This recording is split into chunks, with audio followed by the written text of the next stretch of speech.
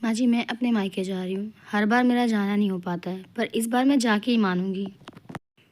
नहीं भाभी, मैं आपको मायके नहीं जाने दे सकती। बाहर बहुत तेज से बारिश हो रही है। आप फिर कभी चले जाना।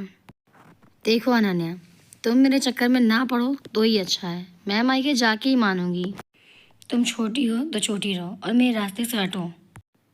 भाव्या ने गुस्से में अपनी ननद अनन्या को बहुत बुरा भला बोल दिया, जिसकी वजह से अनन्या उसके रास्ते से हट जाती है और भाव्या अपनी मनमानी करके मायके के लिए निकल जाती है।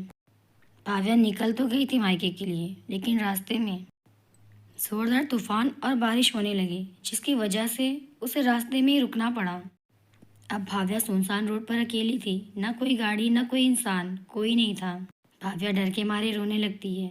उसे एहसास होता है, काश वो अनन्या की बात मान लेती। ये मैंने क्या कर दिया? मुझे अनन्या की बात मान लेनी चाहिए थी। अब मैं कहाँ जाऊँ? आधी रात को मैं किसके दरवाजे पर जाऊँ? ना कोई इंसान, ना कोई गाड़ी।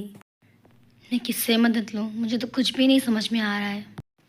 भाव्या वहीं बैठ जाती है और रोने लगती है। उधर भाव्या की ननद अनन्या को कहीं से पता चलता है कि उसकी भाभी अभी तक मायके नहीं पहुंची है। अनन्या अपनी भाभी को ढूंढने के लिए बारिश में निकल जाती है। अनन्या अपनी बिना परवाह किए अपनी भाभी को ढूंढते हुए भाभी के पास पहुंच जाती है। अनन्या ने देखा भाव्या बैठकर रो रही थी। भाभी, मैं आ गई हूँ। भाव्या ने अनन्या को देखकर रोना शुरू कर दिया और अपनी गलतियों की माफ़ी मांगती है।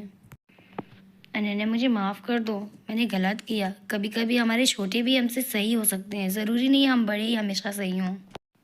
कोई बात नहीं भाभी, आपको एहसास हुआ, मेरे लिए यही बहुत है।